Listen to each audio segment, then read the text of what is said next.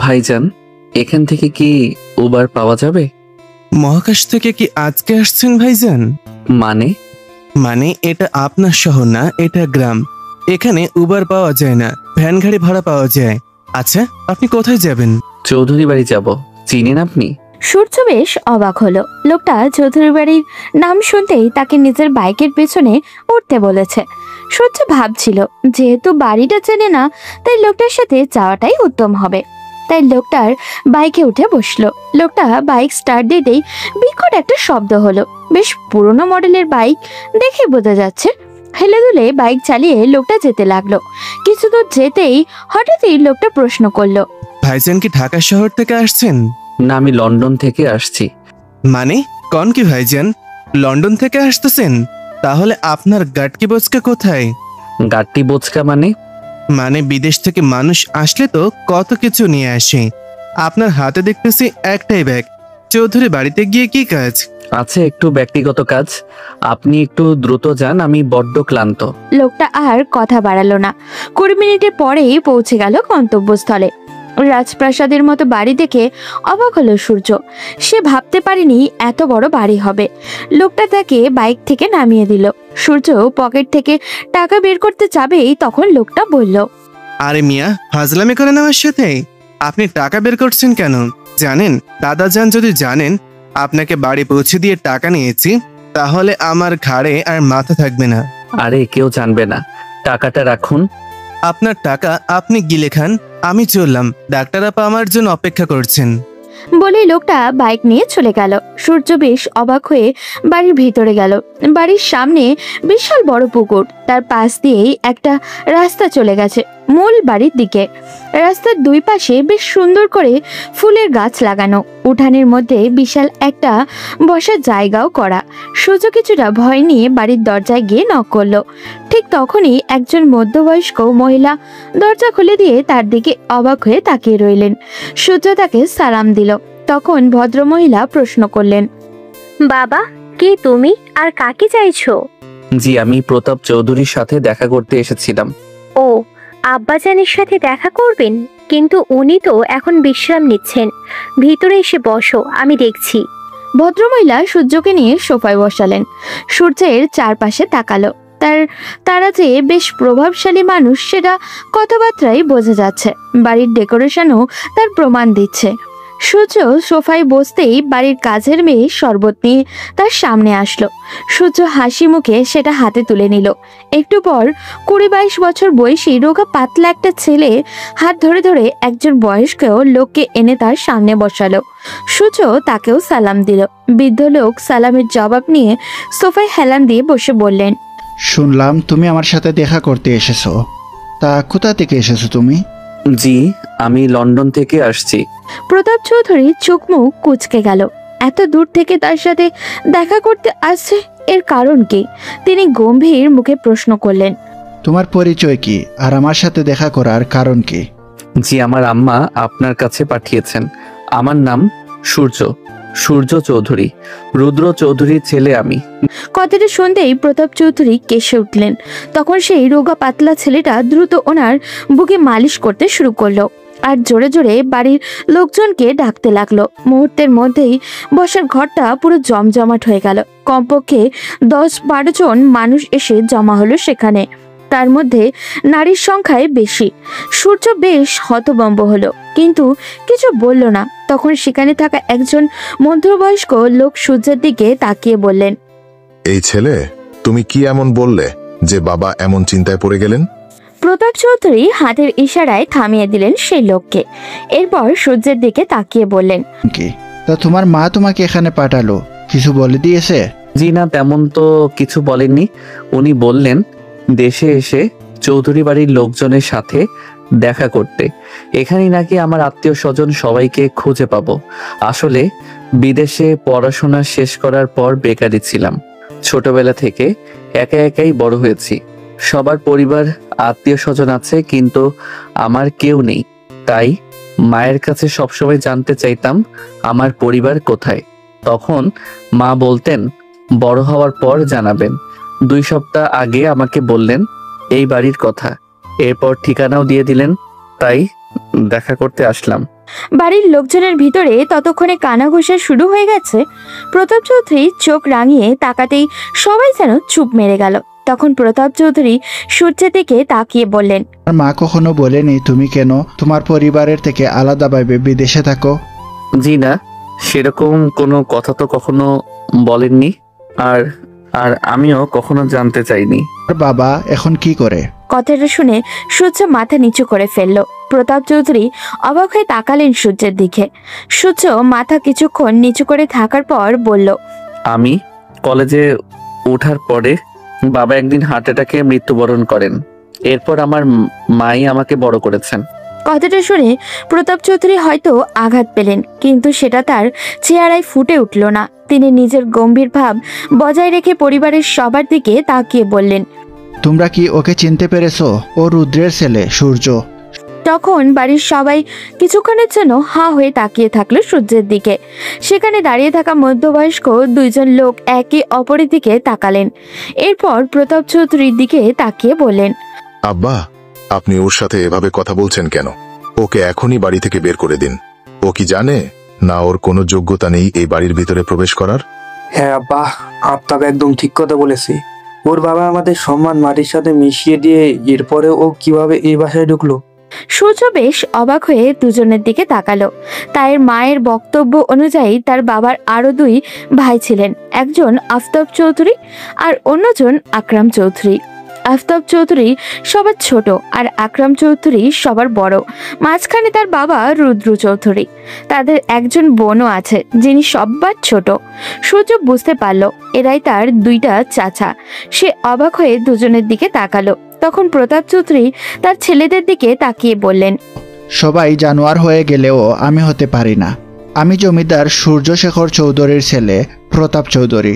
লোকে আমাকে আমার মহানুভবতার কারণে চিনে, তাই ও যখন এসেছে তখন তাকে থাকতে দেয়া হোক।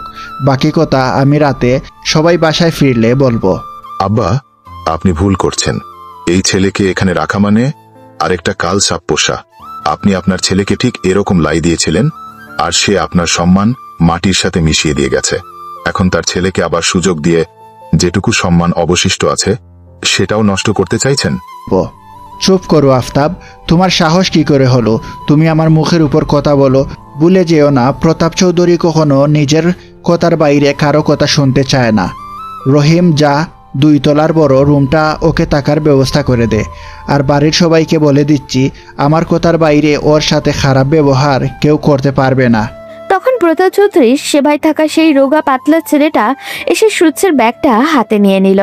সূর্য বাড়ির লোকদের দিকে তাকালো। কেউ তার দিকে এখনো অবাক হয়ে তাকিয়ে আছে, আবার কেউ মুখ কালো করে দাঁড়িয়ে আছে। প্রতাপ চৌধুরী কথায় যে সবাই খুশি হননি এটা তাদের মুখ দেখেই বোঝা যাচ্ছে। সূর্য রহিম নামের ছেলেটার পিছন পিছন যেতে লাগলো, কারণ ভ্রমণ আর ক্লান্তির কারণে তার শরীরে একদম নুয়ে এসেছে। এখন সবার আগে বিশ্রামটা খুবই প্রয়োজন। সূর্য রুমে ঢুকতেই অবাক হয়ে গেল। এ তো তার বিদেশে থাকা বিলাসবহুল রুমের থেকেও বড়। সূর্য একের পর এক অবাক হয়ে যাচ্ছে। তখন রহিম সূর্যের ব্যাগটা গুছিয়ে রাখতে রাখতে বলল, ভাইজান, কিছু লাগলে আমারে ডাক দিয়েন, আমি সঙ্গে সঙ্গে চলে আসবো। এখন দাদাজানের ঔষধ খাবার সময় হয়েছে, দাদাজানকে ঔষধ দি। সূর্য মাথা নাড়িয়ে সম্মতি জানালো। রহিম নামের ছেলেটা বেরিয়ে গেল। সূর্য ওয়াশরুমে গিয়ে ফ্রেশ হয়ে আসলো। না, সব কিছুরই ব্যবস্থা তো ভালোই, কোনো অসুবিধা হয়নি তার। যেই সে বিছানায় গা এলিয়ে দেবে ঠিক তখনই হন্তদন্ত হয়ে একজন মধ্যবয়সী মহিলা রুমের ভিতরে ঢুকলেন। এতক্ষণ ওনাকে দেখেনি সূর্য। উনি এসেই কিছু না বলে সূর্যকে জড়িয়ে ধরে কাঁদতে লাগলেন। এরপর গালে কপালে চুমু খেতে খেতে বললেন, আব্বা, আমার বাপজান, তুমি এতদিন কইছিলা? এতটা দিন পর আমাদের কথা মনে হলো তোমার? ছোটবেলায় আদো আদো গলায় তুমি আমাকে ফুপিমণি বলে ডাকতে, সেই ডাক শোনার জন্য আমি এত বছর ধরে অপেক্ষা করছি। কথাটা শুনে সূর্য তার মায়ের কথা মনে হলো। মুখে অজান্তেই মৃদু হাসি ফুটে উঠল, কারণ তার মা আগেই বলে দিয়েছিলেন এই বাড়িতে আর কেউ তাকে আপন না করে নিক বা নাই নিক, একজন আছে যে তাকে আপন করে নেবে, আর সেটা হচ্ছে প্রতাপ চৌধুরীর একমাত্র মেয়ে গুলশান চৌধুরী। ওনার স্বামী বিয়ের 3 বছরের মাথায় নাকি মারা যান। এরপর প্রতাপ চৌধুরী অনেক চেষ্টা করলেও তিনি আর বিয়ে করতে রাজি হননি। ওনার স্বামীকে ভীষণ ভালোবাসতেন তিনি, তাই কোনো সন্তানও হয়নি তার। তাই প্রতাপ চৌধুরী নিজের একমাত্র মেয়েকে নিজের কাছে আগলে রেখেছেন। সূর্য এতক্ষণ তার ফুপির পাগলামি দেখছিল। এতদিন পর তার নিজের মানুষগুলোকে সে আপন করে পেয়েছে। ভীষণ আনন্দ হচ্ছিল তার। সে তার ফুপিকে জড়িয়ে ধরে বলল, এই তো ফুপি, আমি এসে গেছি। আবার তোমাকে জ্বালাবো? আমি আম্মার কাছ থেকে আপনার অনেক গল্প শুনেছি। ওরে আমার বাবাটা রে, তোমার আম্মা কি তোমার সাথে আসেনি? না, আম্মাকে অনেক রিকোয়েস্ট করেছি, কিন্তু উনি আসতে চাননি। আম্মা বলেছেন এই বাড়ি নাকি শুধু আমার, ওনার কোনো অধিকার নেই এই বাড়িতে ঢোকার। কথাটা শুনে গুলশান চৌধুরী হঠাৎই চুপ হয়ে গেলেন, কিন্তু পরেক্ষণেই আবারও মুখে হাসি ফুটিয়ে বললেন, আচ্ছা আব্বা, তুমি অনেক দূর থেকে এসেছো, বিশ্রাম করো। ফুপি তোমার জন্য খাবারের ব্যবস্থা করছি। সূর্য সম্মতি জানাতেই তিনি রুম থেকে বেরিয়ে গেলেন। ওদিকে আফতাব চৌধুরীর রুমে বসে আছেন আকরাম চৌধুরী এবং আফতাব চৌধুরীর স্ত্রী রেমানা চৌধুরী, আর আকরাম চৌধুরীর একমাত্র ছেলে সিয়াম চৌধুরী। আফতাব চৌধুরী নিজের বড় ভাইকে উদ্দেশ্য করে বললেন, ভাই, আমার এই বিষয়টা কিন্তু ভালো লাগছে না। যত দ্রুত সম্ভব এই ছেলেকে বাড়ি থেকে তাড়াতে হবে, তা না হলে আমাদের জন্যই ও কাল হয়ে দাঁড়াবে। তুই এটা চিন্তা করছিস, আমি তো আরেক বিষয় নিয়ে চিন্তিত। ছেলেটা এসে বলল ও রুদ্রের সন্তান, আর আব্বাও সেটা বিশ্বাস করে নিল। এই ছেলেটা তো ধোঁকাবাজও হতে পারে। তখন সিয়াম পাশ থেকে বলল। আকরাম চৌধুরী আর আফতাব চৌধুরী বেশ চিন্তায় পড়ে গেলেন। তখন আফতাব চৌধুরীর স্ত্রী রেমানা চৌধুরী বললেন, তোমরা যাই বলো, এই ছেলে আসল হোক বা নকল, ওকে যত দ্রুত সম্ভব বাড়ি থেকে তাড়াতে হবে, না হলে এই বিশাল সম্পত্তির আরো একটা ভাগ করতে হবে। এমনিতেই আব্বাজান সব কিছু গরিব অসহায়দের দিয়ে দিচ্ছে, এর মধ্যে যদি আরেকটা ভাগ করতে হয় তাহলে আমাদের সন্তানেরা কি পাবে? সেটাই তো চিন্তা করছি রোমানা। আচ্ছা দেখি, আমি আমার বাবাকে যতদূর জানি এত সহজে সবটা মিলে নিবে না। যেই ছেলে তার মুখে চুলকানি মাখিয়ে দেশ ছেড়ে পালিয়েছিল, সেই ছেলেকে এত সহজে ক্ষমা উনি করবে না। আজকে রাতে তো বাবা বললো কথা বলবে, দেখি আজ রাতে কি সিদ্ধান্ত হয়। ওদিকে আকরাম চৌধুরীর স্ত্রী আয়েশা চৌধুরী রান্নাঘরে কাজের মেয়েদেরকে এটা ওটা দেখিয়ে দিচ্ছিলেন। তখনই হততন্ত হয়ে গুলশান চৌধুরী রান্না করে ঢুকলেন। তারপর আয়েশা চৌধুরীকে উদ্দেশ্য করে বললেন, ভাবি তাড়াতাড়ি সরো, আজ আমি নিজের হাতে আমার আব্বার জন্য রান্না করব। কতদিন পর ছেলেটাকে দেখলাম, সে আদো আদো গলায় কথা বলতো, তখন দেখেছিলাম। আজ এত বড় হওয়ার পর আবার দেখলাম, আমি ওর জন্য রান্না করব। এই বাড়ির সবচেয়ে নরম স্বভাবের মানুষ কথা যদি বলতে হয় তাহলে আয়েশা চৌধুরী তাদের মধ্যে উপরের সারিতে থাকবেন। তিনি কখনোই বাড়ির ঝামেলার মধ্যে জড়াতে চান না, সবাইকে আপন করে আগলে রেখেছেন তিনি। গুলশান চৌধুরীর এমন তাড়াহুড়ো দেখে তিনি হেসে কাজের মেয়েদেরকে ইশারায় সরে আসতে বললেন। এরপর গুলশান চৌধুরীর পাশে গিয়ে বসলেন। আপা, দেখছো ছেলেটা কিন্তু একেবারে মেজো ভাইয়ের মতো দেখতে হয়েছে। কি সুন্দর চেহারা, মাশাআল্লাহ। গুলশান চৌধুরী নিজের হাতে রান্না করলেন। ওদিকে দুপুরে সবাই বিরাট টেবিলে খেতে বসেছে। সব জায়গায় পুরুষ মানুষ। এই বাড়িতে মহিলারা পুরুষের সাথে বসার অনুমতি নেই, তবে একটা সময় একজনেরই বসার অনুমতি ছিল। তিনি হচ্ছেন প্রতাপ চৌধুরীর সহধর্মণী নিরুপমা চৌধুরী, কিন্তু তিনি মারা গেছেন আজ থেকে 30 বছর আগে। সেই থেকে প্রতাপ চৌধুরীর পাশের চেয়ারটা সবসময় খালিই থাকে। বিশাল সম্পদশালী মানুষ হলেও প্রতাপ চৌধুরীর নিজের স্ত্রীর শূন্যতা কখনোই পূরণ করতে চাননি। তার বেশ কয়েকটা ক্ষমতার মধ্যে একটা ক্ষমতা হচ্ছে তিনি সব সময় তার স্ত্রীকে অনুভব করতে পারেন। এই বৃদ্ধ বয়সেও তিনি মাঝে মাঝে একা একা দাঁড়িয়ে ওনার স্ত্রীর সাথে কথা বলেন। কেউ সেই কথা শুনতে না পেলেও প্রতাপ চৌধুরী নিজের স্ত্রীর কথা ঠিকই শুনতে পান। তিনি বেশ গর্ব নিয়ে বলেন, উনি যাই প্রশ্ন করেন না কেন নিরুপমা চৌধুরী নাকি সেটার উত্তর দেন। বাড়ির মহিলাগণ খাবারের সবকিছু দেখাশোনাও করেন। তখন গুলশান চৌধুরী সূর্যকে টেনে নিয়ে টেবিলের কাছে আসলেন। প্রতাপ চৌধুরী ওনার বাড়ির কাজের লোক থেকে শুরু করে সব পুরুষ মানুষকে নিয়ে একসাথে খেতে বসেন। এটা ওনার বেশ পুরনো অভ্যাস। সূর্যকে দেখে উনি নিজের মেয়েকে ইশারা করলেন সূর্যকে তার পাশের চেয়ারে বসানোর জন্য। সঙ্গে সঙ্গে টেবিলে থাকা সবার হাত থেমে গেল, কারণ গত 30 বছরে প্রতাপ চৌধুরী কখনোই কাউকে নিজের পাশের চেয়ারে বসাননি, এমনকি নিজের ছেলে মেয়েকেও না। তাহলে হঠাৎই সূর্যকে কেন বসাতে বলছেন? গুলশান চৌধুরী বাবার ইশারায় খুশিতে আত্মহারা হয়ে সূর্যকে ওই চেয়ারে বসালেন। নিজের হাতে প্লেটে খাবার তুলে দিলেন। সূর্য একবার খাবার মুখে নিচ্ছে তো আরেকবার তার দিকে তাকাচ্ছে। সবাই কেমন যেন রোবটের মতো তাকাচ্ছে। প্রতাপ চৌধুরী খাবার শেষে বিশ্রাম করতে চলে গেলেন। তখন সূর্য আবার নিজের রুমে ফিরে আসলো। ওদিকে গ্রামের ছোটখাটো একটা হাসপাতাল, বিশাল লম্বা লাইনের রোগী দেখতে দেখতে ক্লান্ত হয়ে এক তরুণী ডাক্তার নিজের কেবিন থেকে বের হলো।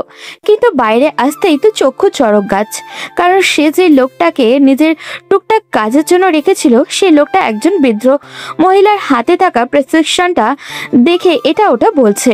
মেয়েটা একটু এগিয়ে যেতেই শুনলো, শোনো বুড়ি, তোমার যে সমস্যা সেটা খুবই গুরুতর।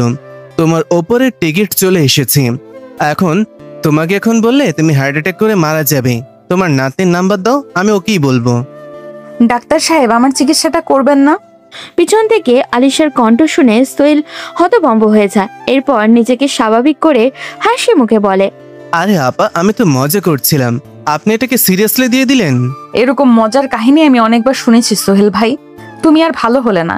এখন চলো তাড়াতাড়ি, দাদাজান আমার জন্য অপেক্ষা করছে। হ্যাঁ হ্যাঁ আপা, চলেন। আলিশা সোহেলের পিছন পিছন যেতে লাগলো। সোহেলের বাবা প্রতাপ চৌধুরীর বেশ বিশ্বস্ত কর্মচারী ছিলেন। ছোটবেলা থেকেই সোহেল তার বাবার সাথে চৌধুরী বাড়ির আসা যাওয়া করত। সোহেলের বাবা মারা যাওয়ার পর প্রতাপ চৌধুরী সোহেলের দেখাশোনা করেন। এখন উনি ওনার নাতনির সাথে সব সময় তাকে থাকার নির্দেশ দিয়েছেন। গ্রামের রাস্তা দিয়ে হেঁটে যাচ্ছিল সোহেল আর আলিশা। গ্রামের মানুষজন আলিশাকে দেখলেই হাসি মুখে কথা বলে, কারণ এই মেয়ে তো বিশাল বড় সরকারি চাকরি ছেড়ে তাদের গ্রামে এসেছে চিকিৎসা দেওয়ার জন্য। সোহেল হাঁটতে হাঁটতে হঠাৎই বলল, আপা, আজকে তোমাদের বাসায় একটা লোক আসছে দাদাজানের সাথে দেখা করতে লন্ডন থেকে। আমি ভাবছি দাদাজানের পাওয়ার তো এখন আর দেশের ভেতরে আটকে নেই, দেশের বাইরে উঠতেছে। মানে লন্ডন থেকে কে দাদুর সাথে দেখা করতে আসলো? একটা ছেলে বাস স্ট্যান্ডে দাঁড়িয়ে উবার চাচ্ছিল। পরে আমি তাকে তোমাদের বাসায় পৌঁছে দিলাম। দেখে মনে হচ্ছিল বিদেশি, কিন্তু জানো লোকটা ভীষণ কিপটা। কেন, তোমার পকেট গরম হয়নি তাই না? আরে না আপা, আমাকে টাকা দিতে চাচ্ছিল, আমি নেইনি। সব জায়গায় কি আর নিজের আসল চেহারা দেখালে হয়? আমি কিপটা বলতেছি কারণ লোকটা এত দূর থেকে আসলো, কিন্তু সাথে কোনো বড় লাগেজ আনলো না। একটা ছোট্ট ট্রলি নিয়েই চলে আসছে এত দূর থেকে। আলিশা বুঝলো এই আত পাগলের সাথে কথা বলতে তার সময় নষ্ট হবে, তাই দ্রুত বাড়ির দিকে যেতে লাগলো।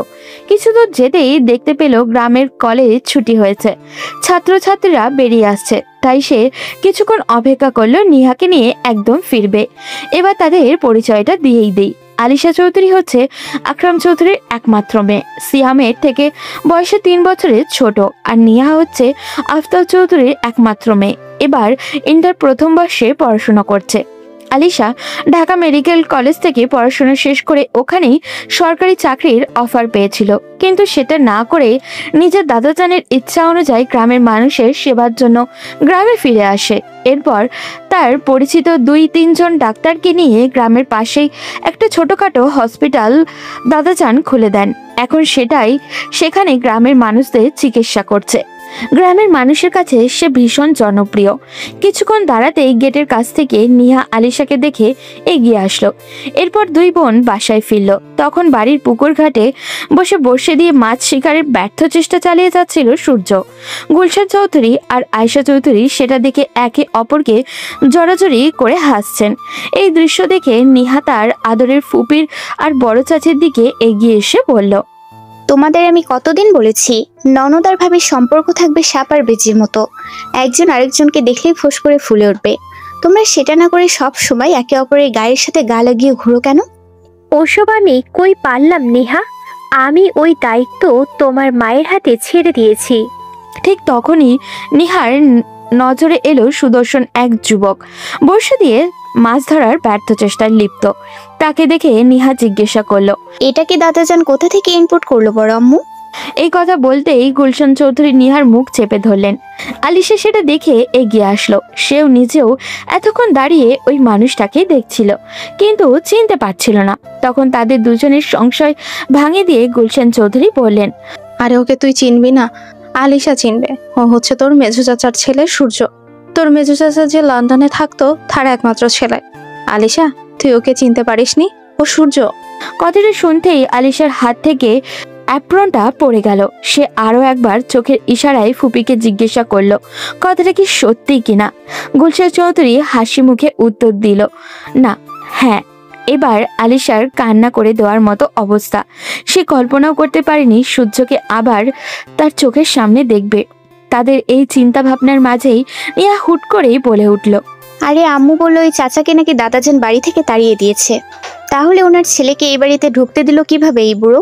এই মেয়ে, আমার বাবাকে নিয়ে আরেকদিন যদি বাজে কথা বলিস তাহলে কিন্তু খুব খারাপ হয়ে যাবে। আসছে বাপের গুনগান গাইতে, সারাদিন যে মুখটা হাতির মতো করে রাখে তার ব্যাপারে আর কি বলবো। কোথায় দাদু হয়েছে নাতি নাতনিকে নিয়ে ঘুরবে, আড্ডা দিবে, তা না, উনি ওনার মরে যাওয়া বউয়ের সাথে রাসলীলা করতেই তো ব্যস্ত।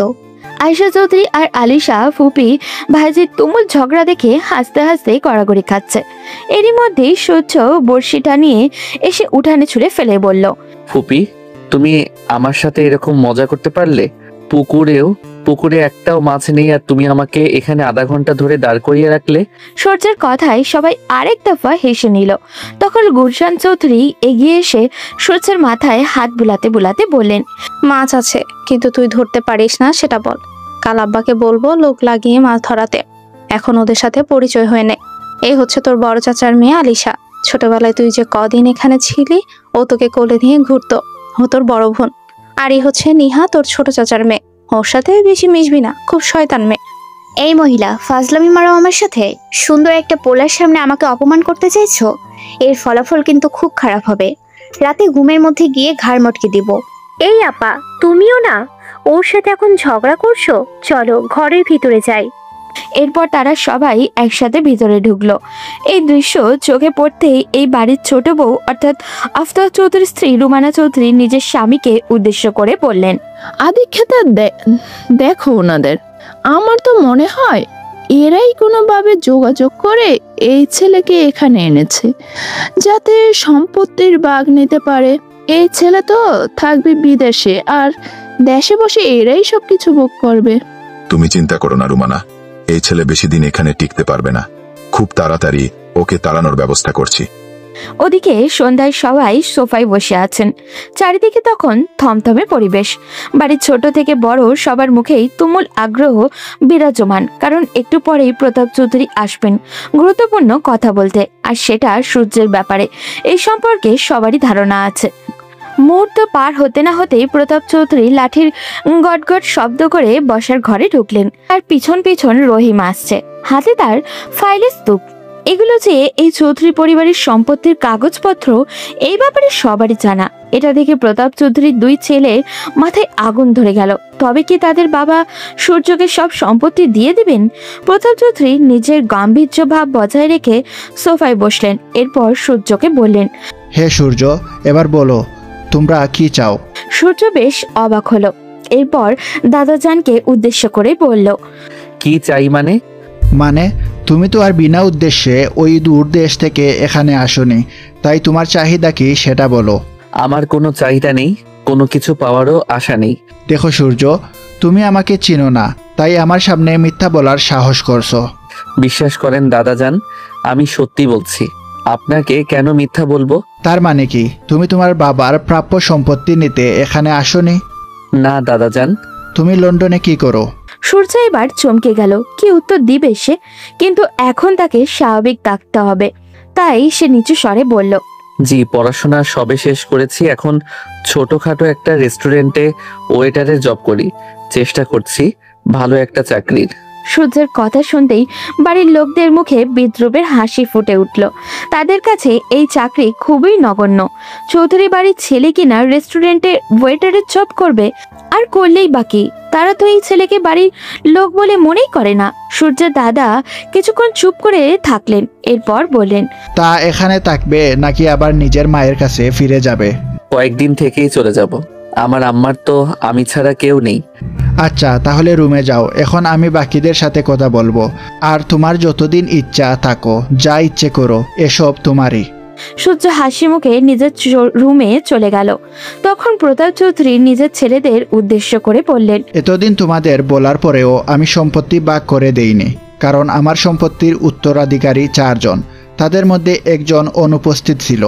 এখন যখন তার ছেলে চলে এসেছে, সে না চাইলেও জন্ম যখন দিয়েছি, তখন তার ভাগটা আমি তার ছেলের হাতে তুলে দিতে চাই। সেটা নিয়ে সূর্য হয়তো বিদেশে ভালো কিছু একটা করতে পারবে। বাবা, আপনি এসব কি বলছেন?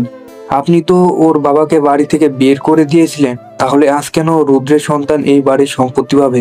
হ্যাঁ বাবা, আমরা কেউ চাই না ওই লোকটার কোনো অস্তিত্ব এ বাড়িতে থাকুক।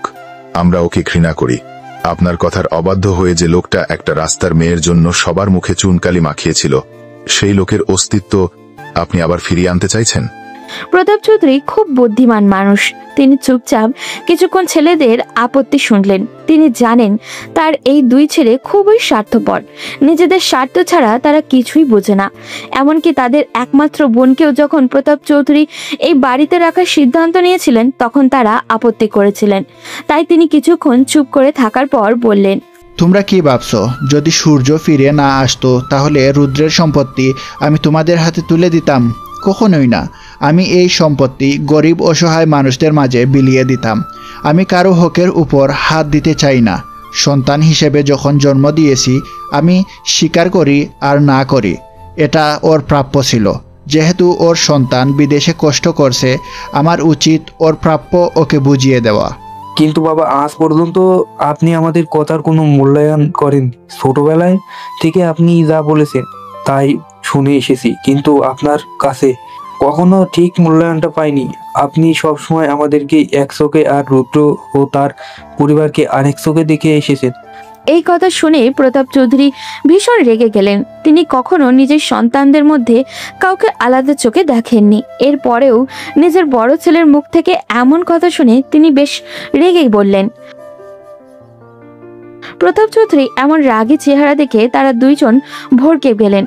উঠে যাওয়ার সময় প্রতাপ চৌধুরীর ছোট ছেলে আফতাব চৌধুরী বাবার দিকে আরো একবার ফিরে তাকিয়ে বলল, এই কাজটা আপনি একদম ঠিক করলেন না আব্বা। আমরা কখনোই আপনার কথার অবাধ্য হতে চাইনি, কিন্তু আপনি আজ যেটা করলেন তাতে আমাদেরকে বাধ্য করছেন আপনার সাথে তর্ক করতে। বলেই তারা 2 ভাই সেখান থেকে চলে গেল। আকরাম চৌধুরী ঘরে এসে 2 ভাই ঢুকতেই পেছন পেছন সিয়াম আর রোমানা চৌধুরীও প্রবেশ করলো। রোমানা চৌধুরী ঘরে ঢুকতেই বলল, আমি আগেই বলেছিলাম এই ছেলে কোনো সাধারণ উদ্দেশ্য নিয়ে এখানে আসেনি। এবার হলো তো, আর কত অপেক্ষা করবে? না, এখন আর মেনে নেওয়া যাচ্ছে না ভাইজান। কিছু একটা করো ভাইজান। বাবা দিনের পর দিন আমাদেরকে আমাদের প্রাপ্য অধিকার থেকে বঞ্চিত করে আসছে। এর একটা প্রতিবাদ আমাদেরকে করতেই হবে। আকরাম চৌধুরী ভাবনায় পড়ে গেলেন। তিনি বুঝতে পারলেন না কি করা উচিত। তার স্ত্রী কখনোই তাকে এইসব ব্যাপারে সহযোগিতা করেনি, বরং তার ছোট ভাইয়ের বউ সবসময় তার পাশে থেকেছে। তখন রোমানা চৌধুরী ভয়ঙ্কর একটা কথা বলে উঠলেন, যদি আপনারা কিছু করতে না পারেন তাহলে একটা সময় দেখা যাবে আমাদের এই বাড়ি ছাড়তে হতে পারে। এই বৃদ্ধ লোক যতদিন বেঁচে থাকবে আমাদেরকে আপনাদের অধিকার থেকে বঞ্চিত করেই যাবে। না, আর কেউ আমাদেরকে দমিয়ে রাখতে পারবে না। যদি আমরা আমাদের সম্পত্তি না পাই, তাহলে দরকার হয় আব্বার বিরুদ্ধে নামবো। এরপরেও এই সম্পত্তির 3 নাম্বার কোনো ভাগ হবে না। হ্যাঁ ভাইজান, এটাই তো আমরাও চাই। আমাদের হাতে সব সময় কম। আপনি একা নন, সিয়াম আছে, আমি আছি, আমাদের ভাই আছে। আমরা সবাই মিলে লড়াই করব। আব্বাজান আর কতদিন বাঁচবে? আর এই ছেলে বিদেশে পড়াশোনা করেছে। যদি আইনি ঝামেলায় যায় তাহলে কিন্তু আরো বড় সমস্যা তৈরি হবে। ওইসব ঝামেলায় যাওয়ার সুযোগই দেওয়া যাবে না। এর আগেই ওকে শেষ করে ফেলতে হবে। আর চুপ করে থাকলে হবে না সিয়াম, তুই তো সারাদিন এলাকার বাজে লোকেদের সাথে ঘোরাফেরা করিস। তুই আমার সন্তান, আমি জানি তুই কোথায় যাস আর না যাস সব খবরই আমার কাছে আছে। তাই এইসব ব্যাপারে না বললে এখন বল, কেউ আছে যে এই ছেলেকে শেষ করে ফেলতে পারবে? এই কথা শুনতেই সিয়াম বেশ চমকে গেল। বাবার মুখ থেকে এই প্রথম কাউকে মেরে ফেলার কথা শুনেছে। সে জানে তার বাবার কিছুটা নেশাপানি করার অভ্যেস আছে, কিন্তু এই রকম কাউকে মেরে ফেলার কথা বলবে ভাবতেও পারেনি সিয়াম। কিন্তু এখন এটা তাদেরকে অধিকারের প্রশ্ন, তাই সে বলল, আমার মাথায়ও ওর নামই ঘুরপাক খাচ্ছিল। ভাইজান, তুমি ওকে দিয়েই কাজটা করাও, এতে করে আমাদেরকে আর কোনো ঝামেলা পোহাতে হবে না। তাহলে কালকে দুপুরে ওকে আমাদের দোকানে নিয়ে আয়, ওর সাথে কথা বললেই সবকিছু ঠিকঠাক করতে হবে। ওদিকে বিছানায় শুয়েই ফোন হাতে নিতেই মায়ের কয়েকটা মিস কল দেখে হাসি মুখে কল ব্যাক করলো সূর্য। ফোন দিতে না দিতেই তার মা সেটা রিসিভ করলো। মায়ের কণ্ঠ শুনে হাসি মুখে বলল, আসসালামু আলাইকুম আম্মা, আপনার শরীর ভালো আছে? হ্যাঁ আব্বা, আমি একদম সুস্থ আছি। তা তোমার ওই দিকের খবর কি? সবকিছু ঠিকঠাক? যাওয়ার পর একটা বার ফোন দিয়ে কিছু জানালে না। তুমি জানো না আমি কতটা চিন্তায় থাকি তোমাকে নিয়ে।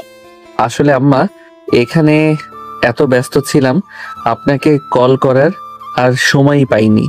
জীবনে এই প্রথমবার মনে হচ্ছে আমি পরিপূর্ণ। সব দিকে আমার আপনজন কত আদর করে আমাকে। এই কথা শুনে নীলিমা চৌধুরী অবাক হয়ে গেলেন। তিনি হতবম্ব হয়ে প্রশ্ন করলেন, মানে কি বুঝলাম না। ওখানে যাওয়ার পর কোনো ঝামেলা হয়নি? ওরা তোমাকে কিছু বলেনি? না আম্মা, এমন তো কিছু হয়নি। ওরা সবাই আমাকে আপন করে নিয়েছে। একটু আগে দাদাজান বলল, যতদিন ইচ্ছা থাকো, এই সব কিছুই তো তোমার। সত্যি তোমার দাদু এই কথা বলেছে? হ্যাঁ আম্মা, দাদাজান খুব ভালো মনের মানুষ, আমাকে ভীষণ আদর করে। ছেলের মুখে কথাগুলো শুনে আবেগে আপ্লুত হলেন নীলিমা চৌধুরী। কঠিন হৃদয়ের মানুষটি কি আর নেই? প্রতাপ চৌধুরী কি আগের মতো আর কথায় কথায় নিজে বন্দুক বের করেন না? এইসব চিন্তায় তিনি মগ্ন হলেন। তখন সূর্য মায়ের কণ্ঠস্বর শুনতে না পেয়ে বলল, আম্মা, আপনি কি লাইনে আছেন? হ্যাঁ আব্বা, আমি তাহলে এখন রাখি। ও আচ্ছা, তোমাকে যে একটা জিনিস দিয়েছিলাম ওইটা কি আসল লোকের হাতে দিয়েছো? না আম্মা, এখনো ওনার সাথে আমার তেমন কথাই হয়নি, তবে কালই পৌঁছে দিব। আচ্ছা ঠিক আছে। আর তোমার ম্যানেজার আসছিল আজ, তুমি নাকি বলছো 1 সপ্তাহের মধ্যে ফিরে আসবে? আপনি যেভাবে এই বাড়ির লোকদের বর্ণনা দিয়েছিলেন তাতে তো মনে হচ্ছিল 2 দিনও টিকতে পারবো না।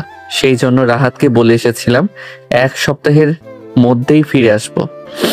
কিন্তু এখানে এসে তো যেতেই মন চাচ্ছে না। সবাই আপনার কথা জিজ্ঞাসা করছে। এখন চিন্তা করছি কয়েকদিন পরেই ফিরবো। ছেলের এমন কথায় হাসলেন নীলিমা চৌধুরী। এই বাড়ির মানুষগুলো ভীষণই স্বার্থপর আর অহংকারী, কিন্তু আজ ছেলের মুখের কথা শুনে মনে হচ্ছে মানুষগুলো পরিবর্তনশীল। এই বাড়ির মানুষগুলো হয়তো পরিবর্তন হয়েছে, না হলে তার ছেলের পছন্দ হবে এমন মানুষ পাওয়া খুবই দুষ্কর। নিজের হাসি বজায় রেখে নীলিমা বললেন, আমার ছেলেকে কি এমন জাদু করলো ওনারা যে এখন আসতে যাচ্ছে না? তেমন কিছু না আম্মা, আপনি চিন্তা করবেন না, আমি খুব তাড়াতাড়ি ফিরে আসবো। আচ্ছা আব্বা, তোমার যেদিন ইচ্ছা সেদিন ফিরে এসো, কোনো সমস্যা নেই। আর আমি আদিলকে বলে দিব, ও তোমার ম্যানেজারের সাথে দেখা করে সব বুঝিয়ে দেবে। আর আমি যেভাবে বলেছিলাম ওভাবে ওদেরকে বলেছো তো? কেউ জিজ্ঞাসা করলে তোমার কাজে কথা বলবে না। জি আম্মা, আমার মনে আছে। আমি তাদেরকে বলেছি আমি এখানে একটা রেস্টুরেন্টে ওয়েটারে জব করি। ছেলের কথা এবার উচ্চ স্বরে হেসে উঠলেন নীলিমা চৌধুরী। তার এত উচ্চ শিক্ষিত ছেলে কিনা ওয়েটারে জব করবে? এরপর মা ছেলে কিছুক্ষণ খুনসুটি করে ফোন কেটে দিলেন। মায়ের ফোন কেটে বারান্দায় গিয়ে দাঁড়ালো সূর্য। এরপর রাহাতকে কল করলো। রাহাত ফোন ধরতেই বলল, স্যার, আপনি তো বলেছিলেন 1 সপ্তাহের মধ্যেই ফিরে আসবেন। সেই জন্য আমি ওই এরিয়ান কোম্পানির সাথে মিটিংটা আগামী সপ্তাহে ঠিক করে ফেলেছি। ওরা তো চলেও আসবে আগামী সোমবার, কিন্তু ম্যাডাম বললেন আপনার নাকি ফিরতে দেরি হবে। হ্যাঁ, প্রথমে ভাবছিলাম ফিরে যাব, কিন্তু এখানে এসে মনে হচ্ছে কিছুদিন থাকতে হবে। তুমি এক কাজ করো, ওই মিটিংটা ক্যান্সেল করে দাও। স্যার, আপনি মিটিং ক্যান্সেল করবেন? হ্যাঁ, আপনি করতেই পারেন, কিন্তু আমার ভীষণ মায়া হচ্ছে ওদের জন্য। ওই কোম্পানির একজন ডিরেক্টর নিজে এসেছিলেন মিটিংটা কনফার্ম করার জন্য। প্রায় 2 মাস ধরে ওনার নিয়মিত কন্ট্রাক্ট চালিয়ে যাচ্ছেন। ওনাদেরকে না করে দেওয়া ভালো দেখায় না স্যার। তাহলে কি করব রাহাত? আমি তো এখন ফিরতে পারবো না। স্যার, আপনি বললেন আমরা একটা প্রাইভেট ফ্লাইট বুক করতে পারি। আপনি এসে মিটিং অ্যাটেন্ড করে আবার ফিরে গেলেন। না, সেটা সম্ভব না, কারণ আমি ওখানে গেলে আবার কাজের ঝামেলায় ফেসে যাব। আমি এখন কিছুদিন কাজের ঝামেলা থেকে ফ্রি থাকতে চাই। তুমি এক কাজ করো, তুমি ওদের সাথে কথা বলে মিটিংটা বাংলাদেশে নিয়ে আসো। আমি তোমাদেরকে ঠিকানা দিচ্ছি, এখানকার আশেপাশে কোথাও চলে আসো। মিটিংও হয়ে যাবে আর গ্রামের ঘোরাঘুরিও হয়ে যাবে। তোমরা তো অনেক দিন থেকে বলছিলে একটা ট্রিপ অ্যারেঞ্জ করতে। এই কথা শুনে রাহাত অনেক খুশি হলো। সে হাসি মুখে বলে, ওকে স্যার, তাহলে আমি এখনই ওনাদের জানিয়ে দিচ্ছি। আর আগামী শনিবার আমরা পুরো টিম নিয়ে আসছি। আচ্ছা এসো, কিন্তু প্রথমে ঢাকায় নেমে ওখানে কোনো হোটেলে উঠেছেও, কারণ গ্রামের দিকে ভালো হোটেল পাবে না। কাকে গ্রামে আসার কথা বলছেন মিস্টার? গার্লফ্রেন্ড নাকি? পেছন থেকে হঠাৎই মেয়েরই কণ্ঠ শুনে ফোনটা দ্রুত পকেটে ঢুকিয়ে নিল সূর্য। এরপর পেছনে ফিরে আলিশাকে দেখেই চমকে গেল। এই সময় সে আলিশাকে এখানে এক্সপেক্টই করেনি। নিজেকে স্বাভাবিক করে হাসি মুখে বলল, না তেমন কেউ না, আমার একটা ফ্রেন্ড, ওর সাথে কথা হচ্ছিল, তাই ওকে বলছিলাম এখানে এসে দেখে যেতে। বুঝলাম, কিন্তু হঠাৎ তোমার দেশে আসতে মন চাইলো কেন? আম্মা বলল এখানে আমার পরিবার থাকে, তাই দেখা করতে আসলাম। তোমার আম্মা শুধু পরিবার থাকে এই কথা বলেছে, আর কারোর থাকার কথা বলেনি? আই মিন তোমার খুব আপন কেউ? সূর্য অবাক হলো, কার কথা বলছে আলিশা? সূর্য কথাটা ঘুরিয়ে ফেলার জন্য বলল, আপনি কি এখানে দাঁড়িয়ে কথা বলবেন? চলুন আমরা ভিতরে গিয়ে বসি। হ্যাঁ, বুঝতেই তো হবে, তোমার সাথে আমার অনেক কথা বাকি। সূর্য ভিতরে গিয়ে সোফায় বসতে বসতে বলল, আমার সাথে আপনার কথা বাকি আছে নাকি? আমি তো আপনাকে এই প্রথম দেখলাম। সূর্যের কথা যে পছন্দ হয়নি আলিশার, সেটা তার মুখ দেখেই বোঝা যাচ্ছে। আলিশা সোফায় গিয়ে সূর্যের পাশে বসলো, এরপর বলল, তুমি কি জানো এই বাড়িতে তোমার এটা 3য়-বার আসা? কি বলছেন আপনি? আমি কি এই বাড়িতে আগে আরো 2বার এসেছিলাম? হ্যাঁ, এই বাড়িতে এর আগেও 2বার এসেছিলে। একবার চৌকার থেকে ফিরে গেছো, আর একবার এই বাড়ির লোকজন তোমাকে জোর করে 2 মাস আটকে রেখেছিল। সূর্য অবাক হলো আলিশার কথা শুনে। আলিশা কোন ব্যাপারে কথা বলছে সে ব্যাপারটা বিন্দুমাত্র ধারণা নেই তার। তার মা তো এই ব্যাপারে কিছুই বলেনি, কিন্তু আসার সময় তার মা তাকে একটা কথা বলে দিয়েছিল যে এই বাড়িতে আসলে সে অনেক নতুন বিষয় জানতে পারবে, যেটা তার অজানা ছিল। হয়তো সেই কথার বাস্তবায়ন এখন হচ্ছে। সূর্য বেশ আগ্রহ নিয়ে আলিশাকে বলল, আমি আপনার কথা বুঝতে পারছি না। আচ্ছা ওয়েট, আম্মা আপনার জন্য একটা জিনিস পাঠিয়েছে। আমি নিজেই আপনার ঘরে যেতাম সেটা দেওয়ার জন্য। অনেক রাত হয়ে গেছে, তাই ভাবছিলাম সকালে যাব।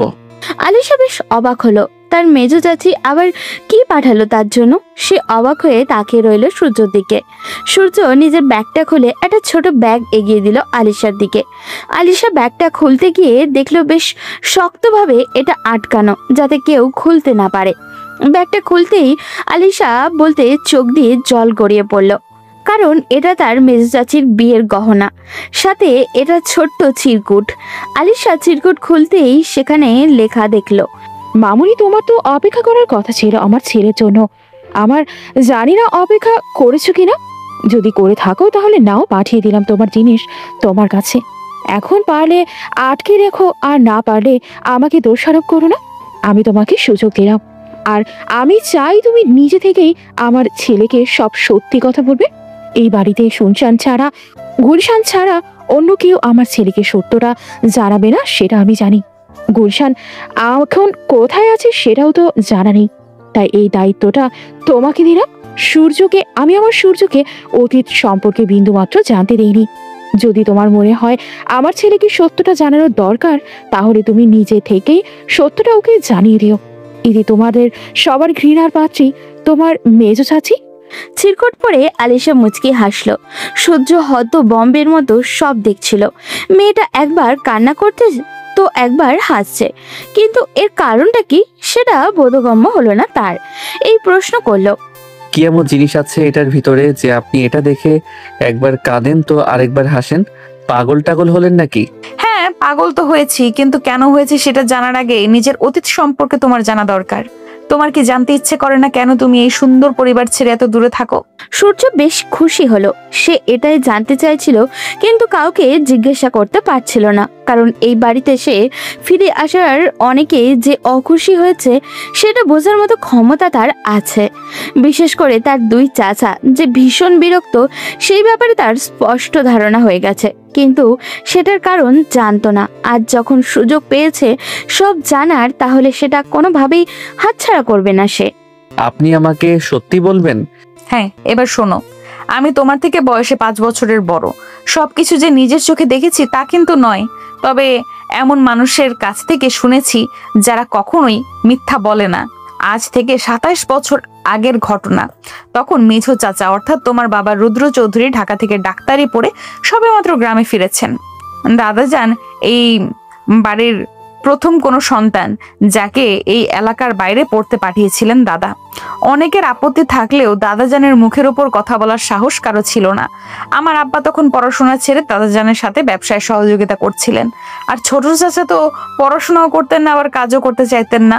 তোমার আব্বা পড়াশোনা নিয়ে ভীষণ মনোযোগী ছিলেন, তাই দাদাজান তোমার আব্বাকে অনেক স্নেহ করতেন। ওনার ইচ্ছা ছিল মেঝো চাচা গ্রামের মানুষদের বিনা পয়সায় চিকিৎসা করবেন। গ্রামে তখন প্রায় মানুষের চিকিৎসার অভাবে মারা যাচ্ছিল। দাদাজানের ইচ্ছা অনুযায়ী মেঝো চাচাও সেই কাজে শুরু করলেন। গ্রামের মানুষ তাকে ভীষণ সম্মান করত। তখনও আমি সবে হাঁটতে শিখেছি। এই গল্পগুলো মায়ের কাছ থেকেই শোনা। একদিন গ্রামের একটা বাড়ি থেকে চাচার কাছে লোক আসে। চাচা ওই বাড়িতে গিয়ে দেখেন বাড়ির কর্তা ভীষণ অসুস্থ, কিন্তু সেই বাড়ির কর্তার একমাত্র মেয়েকে তার ভীষণ পছন্দ হয়ে যায়। তারা গোপনে নাকি মাঝে মাঝে দেখাও করতেন। এই খবর গ্রামে কানাঘুষা হতো, কিন্তু কেউ অভিযোগ করার সাহস পেত না। এর মধ্যেই হঠাৎ একদিন ওই অসুস্থ ব্যক্তির মৃত্যু হয়ে যায়। ওনার মেয়ে নিজের মাকে নিয়ে ভীষণ অসহায় হয়ে পড়ে। এদিকে মেঝো চাচাকে বাসা থেকে বিয়ের জন্য চাপ দিতে শুরু করে দাদাজান। তো একদিন সাহস করে মেঝো চাচা সবার সামনে ওই মেয়ের নাম প্রস্তাব করেন, কিন্তু মেয়ের বাবা মারা গেছে, আর বেঁচে থাকলেই বা কি হতো। ওই লোক ছিলেন সামান্য একজন কৃষক মানুষ, আর চাচা হলেন জমিদার পুত্র। দাদাজান কোনোভাবেই এই সম্পর্ক মেনে নিতে চাইছিলেন না, তাই ওই পরিবারকে চাপ দিতে শুরু করেন মেয়েকে অন্যত্র বিয়ে দেওয়ার জন্য। এই সময় শুরু হয় দাদাজান আর মেঝো চাচার মধ্যে ভীষণ ঝামেলা। এক পর্যায়ে কাউকে কিছু না জানিয়ে মেঝো চাচা ওই মেয়েকে বিয়ে করেন। এখনই গ্রামে এরকম বিয়ে হলে মানুষ নানা কথা বলে, আর সেটা তো তখন 3 দশক আগের কথা। তখন দাদাজান গ্রামের লোকদের হাসির পাত্রে পরিণত হন। সেই সব সহ্য করতে না পেরে দাদাজান আগুন দেন ওই মেয়ের বাড়িতে, আর মেঝো চাচা আর তার বউকে বাড়ি থেকে তাড়িয়ে দেন। মেঝো চাচা ওই যে হারিয়ে গেলেন নিজের বউ আর শাশুড়িকে নিয়ে, তাকে আর খুঁজে পাওয়া গেল না। এরপর কেটে গেল প্রায় 3টে বছর। হঠাৎ একদিন মেঝো চাচা আবার হাজির হলেন দাদাজানের কাছে। অনেক কাকুতি মিনতি করলেন, কিন্তু জমিদার পুত্রের মন গলল না। তখন মেঝো চাচার কোলে ছিল ওনার একমাত্র সন্তান রাহুল, কিন্তু দাদাজান আবার তাদেরকে তাড়িয়ে দিলেন। তখন চাচাজান নিজের অধিকার ফিরে পাওয়ার জন্য মামলা করে বসলেন নিজের জন্মদাতা পিতার বিরুদ্ধে। সবাই নিষেধ করলেও তিনি আবার গ্রামে একটা ছোট্ট বাড়িতে থাকতে শুরু করলেন। এই কথাগুলো বলেই থামলো আলিশা। সূর্যের আগ্রহের পরিমাণ যেন হাজারো গুণ বেড়ে গেল। নিজের বাবার ব্যাপারে এসব জেনে কিছুটা মর্মাহত হলো, কিন্তু তাকে সত্যিটা জানতেই হবে। তাই আবারও আলিশাকে প্রশ্ন করলো, এরপরে কি হলো? দাদাজান কি আবার ওই বাড়িতে আগুন দিলেন? আর আব্বুর যদি আরেকটা ছেলে হয়ে থাকে, তাহলে আমার সেই ভাই কোথায়? সূর্যের এমন প্রশ্নে আলিশা সশব্দে হাসলো। সূর্য অবাক হলো, কিন্তু বিপরীতে কোনো কথা বলল না। আলিশা নিজের হাসি থামিয়ে বলল, আগে তো আমার পুরো কথা শোনো। দাদাজান আর তোমার আব্বার মধ্যে ঝামেলা চললো মাত্র 2 বছর। এই সময় গ্রামের মানুষের মধ্যে এই পরিবার নিয়ে আঙুল তোলার সাহস উঠে গেল। 2 বছর তোমার আব্বা গ্রামেই ছিলেন। দাদাজান বুঝলেন এইভাবে নিজের ছেলেকে থামাতে পারবেন না তিনি। সেই জন্য ভয়ঙ্কর এক পরিকল্পনা করলেন। তখন আমি 6 কি 7 বছরের বয়সের হব। একদিন হঠাৎ দাদাজান মেঝো চাচার ছেলে রাহুলকে কোলে করে বাসায় নিয়ে আসলেন। বাড়ির সবাই তো বেশ চমকে গেল। তখন দাদু জানালেন তিনি নিজের রক্তকে এই বাড়িতেই রাখবেন এবং মেজো চাচাকে নিজের সন্তানকে মেরে ফেলার ভয় দেখিয়ে এই মামলা তুলে নিতে বাধ্য করবেন। এরপর বেশ কয়েকদিন মেজো চাচাকে একের পর এক হুমকি দেওয়া হলো।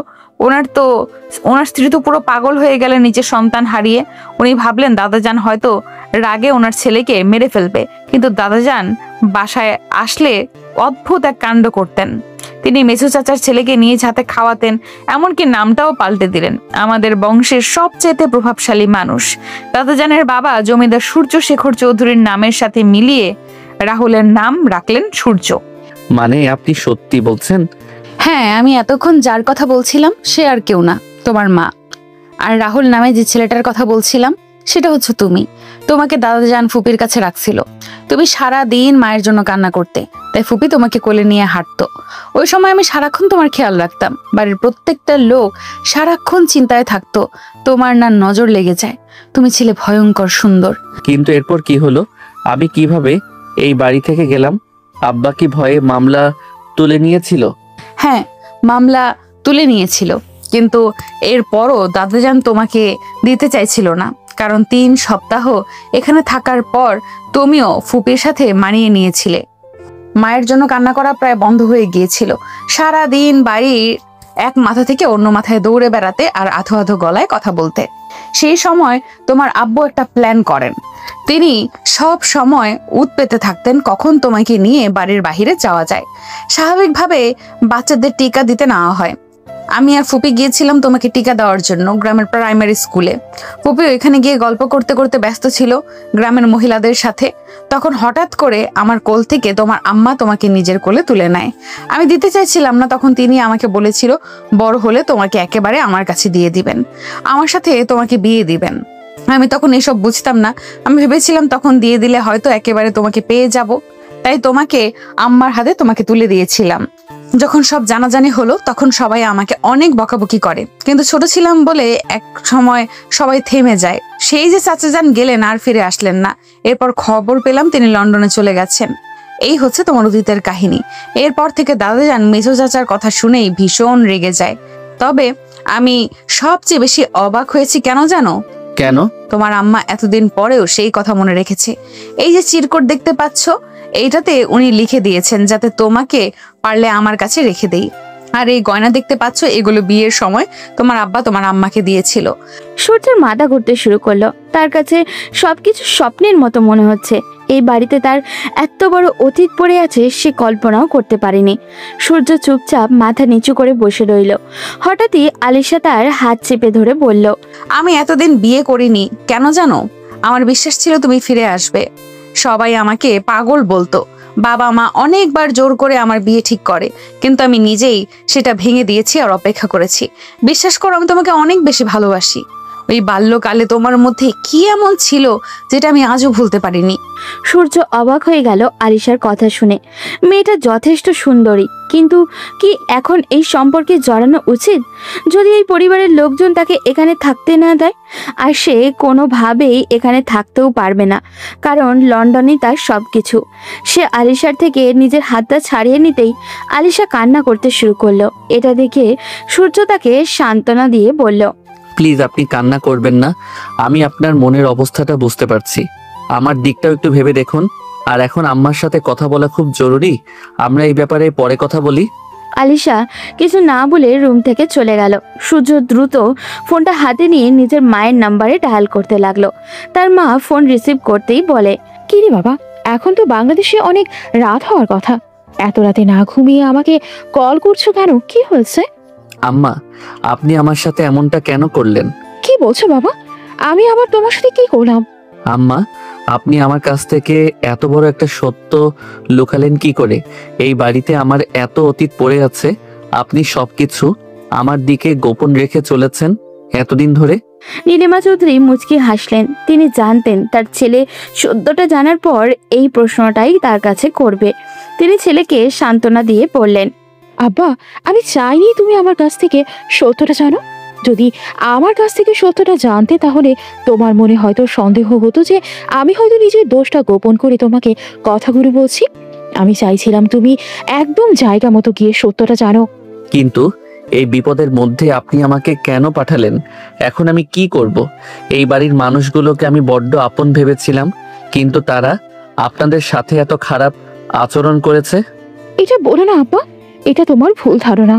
যদি তুমি ওনাদের জায়গায় থাকতে তাহলে তুমিও এরকম আচরণ করতে, কারণ তুমি কখনোই চাইবে না তোমার ছেলে বা মেয়ে খারাপ থাকুক। ওনারাও চাননি আমাকে বিয়ে করে ওনাদের ছেলের জীবন নষ্ট হয়ে যাক। কিন্তু আম্মা। কোনো কিন্তু না বাবা, তুমি নিশ্চয়ই এতক্ষণে বুঝে গেছো আমি চাই আমি আলিশাকে নিজের ছেলের বউ করে আনতে। সত্যিটা আমি সেজন্যই তোমাকে ওখানে গিয়ে জানাতে চেয়েছিলাম, যাতে তুমি নিজের সিদ্ধান্তটা স্বাধীনভাবে নিতে পারো। আমার সামনে দাঁড়িয়ে আমাকে খুশি করার জন্য কিছু করবে না। আমি জানি আমার ছেলে এখন আর ছোট নেই, এখনকার নামকরা ব্যবসায়ী, সে কোটি কোটি টাকার বিজনেস সামলাতে পারছো। তাহলে নিজের জীবন এত গুরুত্বপূর্ণ একটা সিদ্ধান্ত তুমি নিতে পারবে আশা করি। বলে নীলিমা চৌধুরী ফোনটা রেখে দিলেন। তিনি নিজের ছেলেকে এখন চিন্তা করার সময় দিতে চান।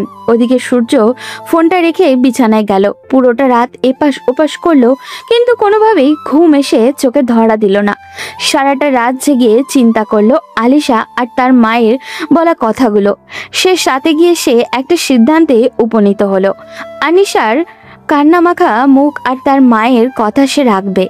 যদি পরিবারের লোকজন রাজি থাকে তাহলে সে আলিশাকে বিয়ে করবে, কিন্তু আলিশা তো তার থেকে বয়সে বড়। আলিশার বাবা মা কি রাজি হবে? এমনিতেই তাকে পছন্দ করে না। এর মধ্যে কি তারা নিজেদের মেয়ের বিয়ে দিতে চাইবে সূর্যের সাথে? ফজরের আজানের সুর কানে আসতেই সূর্য বিছানা থেকে উঠে দাঁড়ালো। মায়ের নিয়মের বেড়া জালে 5 ওয়াক্তের নামাজ পড়তে হতো তাকে। দরজা খুলে বাইরে তাকাতেই দেখতে পেল রহিম প্রতাপ চৌধুরীকে ধরে ধরে মসজিদের দিকে নিয়ে যাচ্ছে। সূর্য সিঁড়ি দিয়ে নেমে পেছনে দাঁড়াতেই প্রতাপ চৌধুরী পিছনে না তাকিয়েই বললেন, কি ব্যাপার সূর্য, এত ভোরে ঘুম থেকে উঠে গেলে কিভাবে, আর এত সকালে কোথায় যাচ্ছ? সূর্য অবাক হলো। প্রতাপ চৌধুরী তাকে না দেখে কিভাবে বুঝলো সে পিছনে দাঁড়িয়ে আছে? সূর্য হাসি মুখে দাদাজানের সামনে গিয়ে বলল, জি, আমিও নামাজে যাওয়ার জন্যই বের হয়েছিলাম। ভেবেছিলাম বাইরে কাউকে পেলে মসজিদ কোথায় সেটা জানবো। প্রতাপ চৌধুরী অবাক হওয়ার ভান করে বললেন, তুমি কি ওখানে নিয়মিত নামাজ পড়ো? জি, আমার আম্মা বলেন নামাজ নাকি মানুষের মনকে প্রশান্ত করে, আর আমিও এটাই ফিল করি। সৃষ্টিকর্তার ডাকে সাড়া দেওয়া আমাদের কর্তব্য। প্রতাপ চৌধুরী মুখে হাসি ফুটলো। তিনি নিজের ছেলে আর নাতনিদেরকে অনেক চেষ্টার পরেও নামাজে নিয়ে আসতে পারেননি। মনে মনে তিনি নীলিমা চৌধুরীর উপরে যে রাগের পাহাড় জমিয়ে রেখেছিলেন সেটাই টুকা দিলেন। মেয়েটা যে তার নাতিকে ভুল পথে পা বাড়াতে দেয়নি এটা বুঝতে পেরে মনে মনে দোয়া করলেন নীলিমার জন্য। এরপর দাদা নাতি মিলে ফজরের নামাজ পড়ে রাস্তায় হাঁটতে বের হলেন। রহিম, প্রতাপ চৌধুরী আর সূর্য গ্রামের রাস্তা দিয়ে হাঁটছে। গ্রামের বাচ্চারা মসজিদে যাচ্ছে পড়ার জন্য। গ্রামের কৃষকরা বের হয়েছে মাঠে যাওয়ার জন্য। প্রতাপ চৌধুরীকে দেখা মাত্রই সবাই এগিয়ে এসে সালাম দিচ্ছে। সূর্য বিষয়টা বেশ উপভোগ করেছে। হঠাৎই সে তার দাদাকে উদ্দেশ্য করে বলল, আপনি এখনো আব্বা আম্মাকে ক্ষমা করতে পারেননি, তাই না দাদাজান? প্রতাপ চৌধুরী থমকে গেলেন। কালকেও সূর্য বলেছিল সে নিজের অতীত সম্পর্কে কিছুই জানে না, তাহলে আজ কিভাবে এই কথা বলতে পারলো? তবে কি তার সাথে মিথ্যা বলল সূর্যা? তুমি আমাকে মিথ্যা বললে কেন সূর্য? তুমি তো কালকেও বলেছিলে তুমি নিজের অতীত সম্পর্কে কিছুই জানো না। আমি মিথ্যা বলিনি দাদাজান, আমি কাল পর্যন্ত নিজের অতীত সম্পর্কে কিছুই জানতাম না, কিন্তু রাতে আলিশা আমাকে সব সত্যি কথা বললেন। ওনার কথা শোনার পর আমি আম্মার কাছে কল করেছিলাম। ভেবেছিলাম এখান থেকে চলে যাব, কিন্তু আম্মা বললেন দোষ নাকি আব্বা আম্মার ছিল। আপনার কোনো দোষ নেই, তাই আপনার কাছে থাকতে আর ওনাদের হয়ে আপনার কাছে ক্ষমা চাইতে। প্রতাপ চৌধুরী ভীষণ অবাক হলেন। এক রাতের মধ্যে তার জীবনের যেন পরিবর্তন হয়ে যাচ্ছে। বৃদ্ধ মানুষটার চোখে জল টলমল করতে লাগলো। তিনি সূর্যকে জড়িয়ে ধরার চেষ্টা করে বললেন, তোমার আম্মা কল দিলে বলবে প্রতাপ চৌধুরীর আগের সেই প্রভাব আর নেই, বয়সের বারে নুয়ে পড়েছে। যদি প্রতিশোধ নেবার হয় তাহলে চলে আসতে। দাদাজান, এমন ভাবে বলবেন না। আমি এখানে আসার পর বিশ্বাস করবেন না কতটা শান্তি পেয়েছি। আমার নিজেকে অনেক ভাগ্যবান মনে হচ্ছে। আমার এত বড় একটা পরিবার আছে, এটা দেখে। প্রতাপ চৌধুরী আর কিছু বললেন না, হাঁটতে লাগলেন। বাসায় এসে দেখলেন আয়শা চৌধুরী নাস্তা তৈরি করতে ফেলেছেন। সূর্যকে এত সকালে দেখে তিনিও বেশ অবাক হলেন। দুজন একসাথে নাস্তা করে গল্প করতে লাগলেন। সূর্যের সাথে যতক্ষণ কথা বলেছিলেন প্রতাপ চৌধুরীর বুক ফেটে কান্না আসছিল, কারণ সূর্য হুবাহু নিজের বাবার মতো হয়েছে। সূর্যের মধ্যেই তিনি তার মৃত সন্তানকে খুঁজে পাচ্ছিলেন। সকাল 9টা বাজতে না বাজতেই পরিবারের সবাই উঠে গেল, যে যার কাজে বেরিয়েও পড়ল। সূর্যের দুই চাচা আর বড় চাচাতো ভাই সিয়াম বেরিয়ে যাওয়ার সময় প্রতাপ চৌধুরীর সাথে সূর্যকে বসে থাকতে দেখে বেশ রেগে গেল মনে হয়। আলিশাও সূর্যকে দেখে ইগনোর করে বেরিয়ে গেল হসপিটালের উদ্দেশ্যে। আজ নিহার কলেজ ছুটি, তাই সে বাসায় আছে। গুলশান চৌধুরী নিহাকে ফোনে ব্যস্ত দেখে ধমকের সুরে বললেন, সারাদিন এই ফোনের পেছনে না ঘুরে ছেলেটাকে নিয়ে তো একটু গ্রামটা ঘুরে দেখাতে পারিস। কত দূর থেকে এসেছে, কদিনই বা থাকবে, নিজের মাটিটা দেখাবে না ছেলেটা? এই প্রথম গুলশান চৌধুরীর ধমকে মন খারাপের চেয়ে বেশি খুশি হলো আলিশা, কারণ যে সূর্যের সাথে কথা বলার সুযোগ খুঁজছিল। সূর্য নিজে খুশি হলো, কারণ সেও গ্রামটা আরো ভালো করে দেখতে চাইছিল। এরপর তারা দুইজন বেরিয়ে গেল গ্রামে ঘোরার জন্য। বেশ অনেকক্ষণ নিহার সাথে পুরো গ্রাম ঘুরে দেখলো সূর্য। দেখতে দেখতে কেটে গেছে 5 দিন। আজ শুক্রবার। এই 5 দিনে আলিশার সাথে সূর্যের টুকটাক কথা হয়েছে বইকি। সূর্য আস্তে আস্তে আলিশাকে মানিয়ে নিচ্ছে। এটা দেখে আলিশা ভীষণ খুশি ছিল। দুপুরে গ্রামের এক লোকের মেয়ের বিয়েতে দাওয়াত খেতে গিয়েছিল নিহা, আলিশা আর সূর্য, সাথে সোহেলও ছিল। তারা বেশ মজা করে বিয়ের অনুষ্ঠান শেষ করে ফিরতে ফিরতে প্রায় সন্ধ্যা হয়ে গিয়েছিল। তারা গ্রামের রাস্তা দিয়ে হেঁটে যাচ্ছিল। হঠাৎ করে নির্জন একটা জায়গায় এসে কিছু লোক তাদেরকে ঘিরে ফেললো। সবাই মুখে কাপড় বেঁধে দাঁড়িয়ে আছে, হাতে ধারালো অস্ত্র। সবাই ভীষণ ভয় পেয়ে গেল। হঠাৎ করেই লোকগুলো সোহেল আর সূর্যকে মারতে শুরু করলো। তাদের মধ্যে থাকা দুজন লোক শক্ত করে আলিশা আর নেহাকে ধরলো। এরপর ওখানে থাকা একটা লোক ইশারা করলো, এইটাই তো বলেছিল, এই বিদেশি মালটাকে দ্রুত নিয়ে গাড়িতে উঠা। কেউ চাইলেও প্রতিবাদ করতে পারল না, কারণ হামলাকারীরা সংখ্যায় অনেক বেশি ছিল। সোহেল রক্তাক্ত অবস্থায় মাটিতে পড়ে আছে। আলিশা আর নিহাকে ধাক্কা দিয়ে রাস্তায় ফেলে দেওয়া হলো। এরপর গাড়ি নিয়ে তারা চলে গেল। আলিশা কান্না করতে শুরু করলো। নিহা গিয়ে সোহেলকে ধরলো। অনেক কষ্টে তারা সোহেলকে নিয়ে বাড়ি ফিরল। বাড়ি আসতেই প্রতাপ চৌধুরী বসার ঘর থেকে উঠে দাঁড়ালেন। এরপর জিজ্ঞাসা করলেন, কি হয়েছে দাদুভাই, তোমাদের এই অবস্থা কেন? আর রাহুলকে এভাবে মারলো কে? আলিশার কান্নার কারণে বারবার হেঁচকে উঠছিল, সে কথা বলতে পারছিল না প্রায়। তখন নিহা কাঁদতে কাঁদতে প্রতাপ চৌধুরীর কাছে গিয়ে বলল, দাদাজান, হঠাৎ করে আমরা ফেরার সময় কিছু লোক আমাদের উপর আক্রমণ করে। ওরা সূর্য ভাইকে ধরে নিয়ে গেছে। আমরা বাধা দেয়া আমাদেরকেও মেরেছে। নিহার মুখে এমন কথা শুনে প্রতাপ চৌধুরী ভীষণ রেগে গেলেন। তিনি নিজের হাত মুষ্টিবদ্ধ করলেন। তখন আকরাম চৌধুরী এগিয়ে এসে তাচ্ছিল্য করে বললেন, আব্বা, আমি আপনাকে আগেই বলেছিলাম এই ছেলেকে বাড়িতে ঢুকতে দিবেন না। দেখলেন তো, আমার তো মনে হয় এই ছেলেটা কোনো ঝামেলা করছিল, এরপর পালানোর জন্য এখানে এসে আশ্রয় নিয়েছে। হ্যাঁ আব্বা, যারা বারবার ঝামেলা করে তাদেরকে আপনি কেন বাড়িতে জায়গা দেন? ওর বাবা একটা ঝামেলা করে পালিয়ে গিয়েছিল, এখন তার ছেলে এসে আমাদের পরিবারটাকে অশান্ত করতে চাইছে। প্রতাপ চৌধুরী রেগে বললেন, তোদের লজ্জা করছে না এরকম কথা বলতে? ও কি তোদের রক্তের না?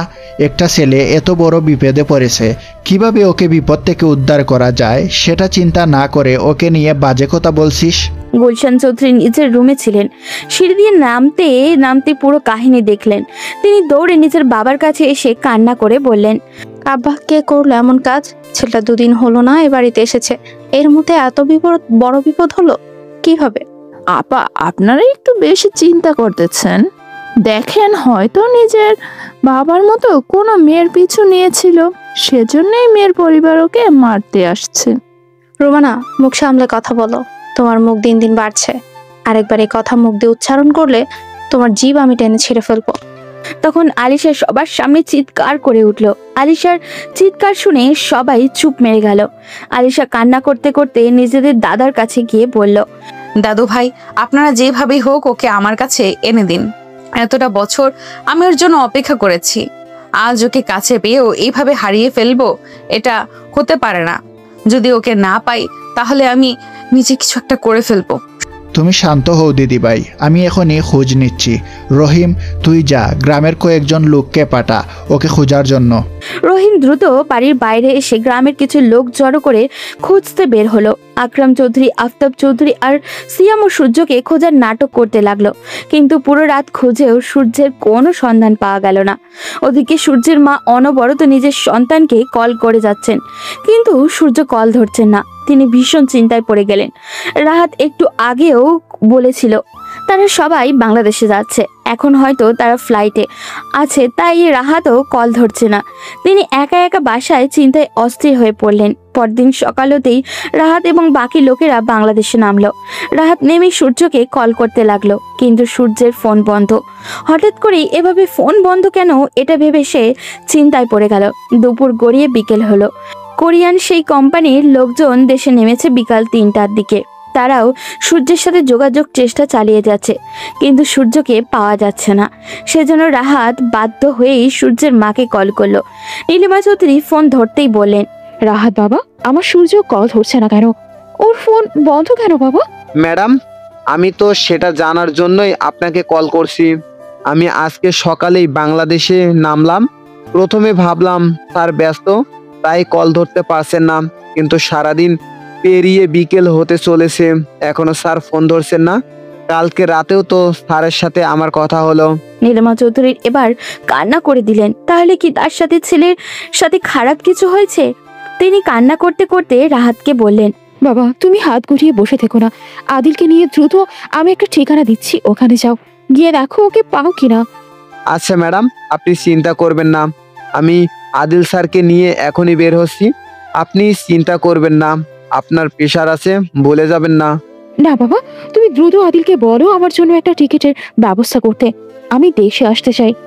ম্যাডাম, এত অস্থির হবেন না, আমরা আগে গিয়ে দেখি, যদি স্যারকে না পাই তাহলে আপনারা এখানে আসার ব্যবস্থা করব।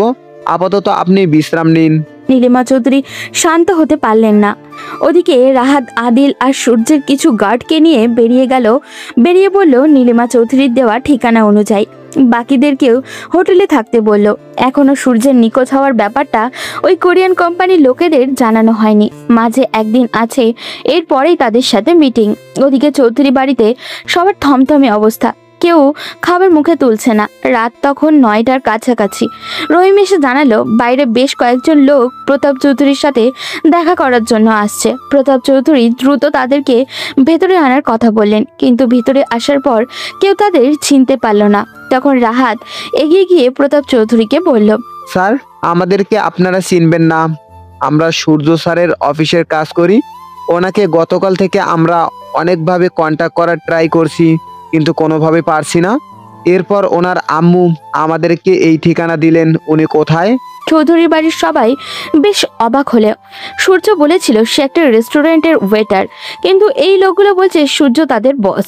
এটা কিভাবে সম্ভব? তখন প্রতাপ চৌধুরী মাথা নিচু করে বললেন, ওকে 2 দিন ধরে খুঁজে পাওয়া যাচ্ছে না। 2 দিন আগে কিছু লোক ওর উপর আক্রমণ করে তুলে নিয়ে যায়, এরপর থেকে আর কোনো খোঁজ পাওয়া যাচ্ছে না। এই কথা শুনে রাহাত আর আদিলের মাথার আকাশ ভেঙে পড়ল। আদিল দ্রুত এগিয়ে এসে বলল, আপনারা কি বলছেন এসব? মাথা ঠিক আছে? যদি ওর কিছু হয়ে যায় তাহলে আপনাদের কাউকে আমি ছাড়বো না। 2 দিন হয়ে গেছে ওকে আপনারা খুঁজে পাচ্ছেন না। আপনারা কি পুলিশের সাথে যোগাযোগ করেছেন? গ্রামে পুলিশের দরকার পড়ে না, হয়তো আমাদের পরিবারের সাথে শত্রুতার কারণে কেউ ওকে আটকে রেখেছে। আমরা খোঁজ লাগিয়েছি, খুব দ্রুত খুঁজে পাবো। ও মাই গড, আপনারা কি করছেন? আপনারা জানেন উনি কে? উনি সাধারণ কোনো মানুষ না যে ওনার শত্রু থাকবে না। উনি লন্ডনের আইএসপি ইন্ডাস্ট্রির একমাত্র মালিক। কত হাজার হাজার শত্রু ওনার চারিদিকে ছড়িয়ে আছে, আপনারা জানেন? উনি হারিয়ে গেছেন, আপনারা পুলিশকে জানাবেন না? কি বলছেন? আপনি আমার নাতি, এত বড় কোম্পানির মালিক? আদিলের ভীষণ রাগ হলো। সে ছোটবেলা থেকেই সূর্যের সাথে বড় হয়েছে। 2 বন্ধু মিলে এই কোম্পানি এত দূর নিয়ে এসেছে। আদিলের মা নেই, সূর্যের মাকেই সে নিজের মা ভাবে। সূর্যকে তার বন্ধুর থেকে বেশি ভাই মনে হয়। সেই ভাইকে সে হারিয়ে ফেলেছে। এর মধ্যে এই পরিবারের লোকজন আজে বাজে কথাও বলছে। আদিল তখন রেগে বলল, আপনাদের কি মনে হয় আমরা এখানে ঘুরতে এসেছি? দ্রুত চলুন, পুলিশের সাথে যোগাযোগ করতে হবে। রাহাত, দ্রুত তুমি এই এলাকার পুলিশ কমিশনারের সাথে যোগাযোগ করে সূর্যের ফোনের লোকেশন ট্র্যাক করার চেষ্টা করো। কিন্তু স্যার, সেটা কিভাবে সম্ভব? সূর্য স্যারের ফোন তো বন্ধ। রাহাত, তুমিও কি এনাদের মতো পাগল হলে? সূর্যের ফোনের লাস্ট লোকেশন কোথায় সেটা বের করো। ওই অপরাধী তো আর ওকে তোলার সময় ফোন বন্ধ করে দেয়নি। দ্রুত কাজ করো।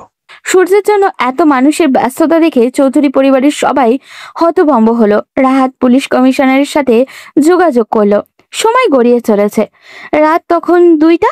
চৌধুরী পরিবারের সবাই একসাথে পুলিশের গাড়িতে করে যাচ্ছে, কারণ একটু আগে ইনফরমেশন পাওয়া গেছে গ্রামের একদম শেষ সীমান্তে সূর্যের ফোনের লোকেশন ট্র্যাক করা হয়েছে। পুলিশ লোকেশন ধরে ওই জায়গায় পৌঁছালো। গ্রামের নদীর কাছাকাছি একটি ছোট্ট ঘর, ওই ঘরটায় সূর্যের ফোনের লাস্ট বার অন হয়েছিল। সেজন্য পুলিশ ওই ঘর চারপাশ থেকে ঘেরাও করলো। ভিতরে মৃদু আলোও জ্বলছে, দেখে বোঝা গেল হয়তো কেউ আছে এখানে। তাই পুলিশ কমিশনার দরজার কাছে গিয়ে বললেন, এই ঘরের ভিতরে কে আছিস? তাড়াতাড়ি বেরিয়ে আয়। তোদেরকে চারিদিক থেকে ঘিরে ফেলা হয়েছে। যদি নিজেদের জীবন বাঁচাতে চাস, বাইরে বেরিয়ে আয়। কিন্তু ভেতর থেকে কোনো সাড়া পাওয়া গেল না। পুলিশ তখন ভেতরে ঢুকলো। হঠাৎ করেই কয়েকজন কনস্টেবলের উপরে হামলা চালালো ভিতরে থাকা লোকগুলো। মুহূর্তের মধ্যেই বিশাল পুলিশ বাহিনী ওদের সবাইকে ধরতে সক্ষম হলো। কিন্তু সূর্যের অবস্থা খুবই ভয়ানক। 2 দিন ধরে তাকে বেঁধে বেধড়ক পেটানো হয়েছে। শরীরের বিভিন্ন জায়গায় কাটা। সূর্যের জ্ঞান নেই, তাই সবাই মিলে দ্রুত সূর্যকে নিয়ে হসপিটালে আসলো।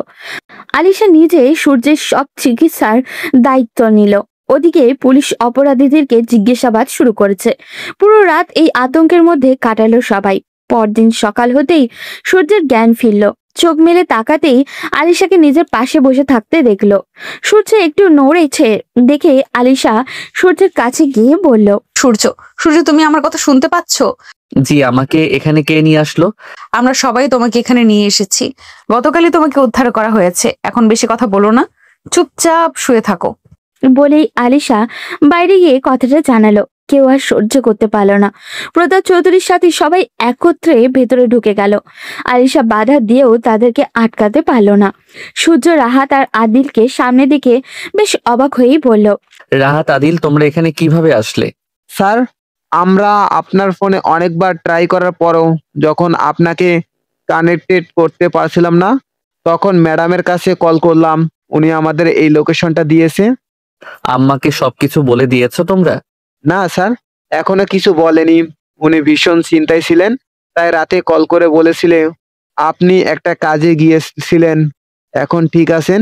উনি আপনার সাথে কথা বলার জন্য অস্থির হয়ে আছেন। আমাদের কথা বিশ্বাস করতে চাইছেন না। খুব ভালো কাজ করেছো। আম্মাকে ভুলেও এই কথা বলবে না।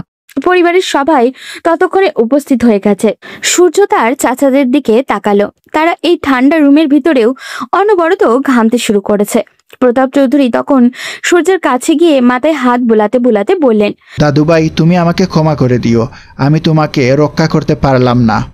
দাদাজান, আপনি এসব কি বলছেন? আপনারা না থাকলে আমি কি বেঁচে ফিরতে পারতাম? এইসব নিয়ে আপনারা চিন্তা করবেন, আমি ঠিক আছি এখন। কিন্তু দাদুভাই, তুমি এত বড় একটা কোম্পানির মালিক হওয়ার পরেও কেন আমাদেরকে মিথ্যা কথা বললে? সূর্য মুচকি হাসলো। এরপর সবার দিকে তাকিয়ে বলল, আম্মা আসার সময় এই বুদ্ধি শিখিয়ে দিয়েছিলেন। উনি বলেছিলেন যদি আপনারা স্বাভাবিকভাবে আমাকে মেনে নেন তাহলে পরে নিজের পরিচয় বলতে। কারণ ওনার ধারণা ছিল আমি যদি প্রথমেই নিজের পরিচয় বলে দিতাম তাহলে হয়তো আপনারা মন থেকে আমাকে আপন করে নিতেন না। আমার অবস্থান দেখে আমাকে কাছে টেনে নিতেন। কিন্তু আম্মা চাইছিলেন আপনারা যেন আমাকে মন থেকে আপন করে নেন, আর আমি এটাতে সফল হয়েছি। প্রতাপ চৌধুরী নিজের পুত্রবধূর এমন বুদ্ধিমত্তা দেখে মুগ্ধ হলেন। তিনি সূর্যের মাথায় হাত বুলাতে বুলাতে বললেন, দাদুভাই, আমার একটা কথা রাখবে? এমন করে বলছেন কেন দাদাজান? আমাকে কি করতে হবে আপনি অর্ডার করুন। তুমি তোমার আম্মুকে কল করে এখানে আসার কথা বলো, না হলে আমাকে ফোন ধরিয়ে দাও। আমি তোমার আম্মুকে এখানে আসার কথা বলি। আমার আজ নিজের প্রতি ভীষণ ঘৃণা হচ্ছে। সূর্য ভীষণ খুশি হলো। অবশেষে হয়তো দাদু তার মাকে ক্ষমা করে দিয়েছেন। সূর্য দ্রুত তার মাকে কল করে সব বলল। নীলিমা চৌধুরী এই কথা শুনে হাও মাও করে কাঁদতে লাগলেন। আদিল দ্রুত নীলিমা চৌধুরী দেশে আসার ব্যবস্থা করলো। বিকেলের মধ্যেই সূর্যকে বাসায় নিয়ে যাওয়া হলো, কারণ আলিশা বাসায় থাকবে, সে সূর্যর যত্ন নিতে পারবে। বিকেলে যখনই সবাই একসাথে বসেছিল তখন পুলিশ আসলো প্রতাপ চৌধুরীর সাথে দেখা করতে। সূর্য সোফার উপরে হেলান দিয়ে বসেছিল। পুলিশ অফিসারকে দেখে তার বুঝতে বাকি রইল না এনারা কেন এখানে এসেছেন। পুলিশ অফিসার সূর্যের দাদুকে বললেন, আপনার নাতিকে কারা অপহরণ করে খুন করার চেষ্টা করেছিল সেই ব্যাপারে আমরা ইনফরমেশন পেয়ে গেছি। কার এত বড় সাহস আমার নাতিকে মারতে চায়? আপনারা তাদের ধরেননি এখনো? অপরাধীদের ধরার জন্যই এসেছি। সূর্য তখন পুলিশ অফিসারকে দিকে তাকিয়ে বলল, অফিসার প্লিজ, আপনার কাছে একটা রিকোয়েস্ট করছি। এটা আমাদের পারিবারিক বিষয়। আমি চাই না এই ব্যাপারে আপনারা কোনো হস্তক্ষেপ করুন। আপনারা আমাকে খুঁজে পেতে ভীষণ সহযোগিতা করেছেন, এর জন্য আমরা কৃতজ্ঞ।